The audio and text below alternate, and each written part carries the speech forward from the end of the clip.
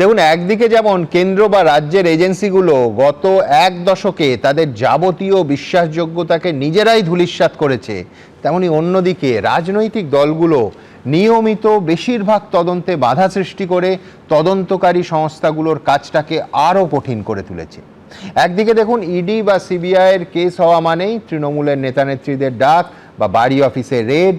আবার অন্যদিকে রাজ্যের সিআইডি যখন জলপাইগুড়ি হোমে শিশু পাচার কেসের তদন্ত করে, তখন শুধুমাত্র বিজেপির নেতানেত্রীদেরই ডাক পড়ে এবং তাদের জেরা হয়। এটা খুবই দুর্ভাগ্যের যে রাজনীতির কুশীলবরা এখন দায়িত্ব নিয়ে ওই কোট আনকোট নিরপেক্ষ তদন্ত বিষয়টাকে সোনার পাথরবাটির মতো অক্সিমরণে পরিণত করেছে। আমার পরের বক্তা প্রাক্তন পুলিশ কর্তা সলিল ভট্টাচার্য কি মানবেন? সুমন, মানে কে যে নেতা আর কে যে অপরাধী আমি এখনো বুঝতে পারছি না। দেখো, ইডি সিবিআই বলো, সেন্ট্রাল এজেন্সি বলো, এই যে সময়টা খুব কনসপিকুয়াস, এটা আমি মেনে নিলাম যে আর মাত্র 6 দিন বাকি আছে। এই নির্বাচনের 6 দিন আগে এই যে তেরেফুরে এই যে নাবা, এর কি রেজাল্টেন্ট এফেক্টটা কি? এই সময়টা এত কনসপিকুয়াস যে সাধারণ মানুষের এটার প্রতিদিনকার সকালের চর্চা হয়ে দাঁড়িয়েছে। আমি জয়ন্তের সঙ্গে একমত, সকালবেলা উঠলেই টিভিটা খুললেই কিছু না কিছু দেখা যাবেই। এবং খালি তাই না, যেমন তোমার ইডি তেমনি তোমার সিবিআই এখন হঠাৎ কোথা থেকে তেরেফুরে ইনকাম ট্যাক্সও ঢুকে গেল। মানে আমি বোঝার চেষ্টা করছি যে তাহলে কি নির্বাচন, এসআইআর, সুপ্রিম কোর্ট আর মমতা ব্যানার্জি সেই সওয়াল করা সুপ্রিম কোর্ট সবই একই সূত্রে গাঁথা আমার মনে হচ্ছে। 1 নম্বর। 2 নম্বর, দেখো ঠিক এই যে গত তুমি যেটা বললে সারদার কেসটা, 389টা মামলা হয়েছিল, 387টা ডিসপোজড অফ, 2টো মামলা এখনো বারাসাত কোর্টে পেন্ডিং রয়েছে। একটি তো নথি হারিয়ে গেছে, আরেকটি কোনো এভিডেন্স এখন পর্যন্ত দিতে পারেনি।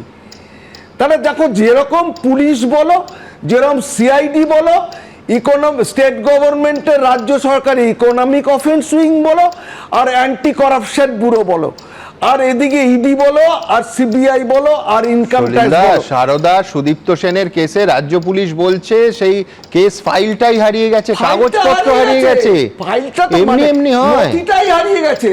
সুতরাং আর একটা কেস তো এখনো রয়েছে, তার কোনো উত্তর নেই। 389টাকে একটার পর একটা, যেই কেসে 3.5 বছর তোমার এই মুখপাত্র আমাদের কুণাল ঘোষ যেটা বন্দী ছিলেন, এবং সেইখানে ল অ্যান্ড অর্ডার করতে আমি এই কসবা থেকে আমি দৌড়ে গেছি বারুইপুরে। আমার মনে আছে, আমার সমস্ত কিছুই মনে আছে এক এক করে। দেখো, নির্বাচনের প্রাক্কালে এটা যখন হচ্ছে, এটা একটা স্বাভাবিকভাবে মানুষের একটা চর্চার মধ্যে আসছে, এটা নিয়ে প্রশ্ন উঠবে। আর সবচাইতে বড় কথা, এই দেবাশিস কুমারী বলো, আর এই আরেকজনকে তৃণমূল নেতা কি নাম বলে, কি সাহা, কুমার সাহানাকে, প্রত্যেকের তুমি ক্রিমিনাল ব্যাকগ্রাউন্ডটা দেখো খালি। আমি তো এইসব ক্রিমিনাল নেতা নেই, এই সমস্ত শাসক দলের নেতার নাম আমি নেতা বলে জানি না কখনো। আজকে আমি দেখছি হঠাৎ এদের যে ব্যাকগ্রাউন্ড, যেগুলো সব অবলুপ্তির পথে। গত 1.5 দশক ধরে এই যে রাজ্য সরকারের যে সমস্ত এজেন্সিগুলো আছে, আমি যেগুলো নাম বললাম, ইকোনমিক অফেন্স উইং বলো, অ্যান্টি করাপশন ব্যুরো বলো, সিআইডি বলো, পুলিশ বলো, যাই বলো, এদেরকে নিজেদের রাজনৈতিক স্বার্থে যেরকম ব্যবহার করা হচ্ছে, আমার বলতে দ্বিধা নেই। আজকে কেন্দ্রীয় সরকার এই প্রাক নির্বাচনী মুহূর্তে এই 6 দিন আগে এই যে এদের পেছনে এই যে লাগানো হলো, এটা আমার মনে হয় এটা ব্যাকফায়ার করার একটা সুযোগ বা সুবিধাও আছে বলে মানুষের একটা সম্ভাবনা আছে, ব্যাকফায়ার করার একটা অ্যাপ্রিহেনশন মানুষের মনে আছে।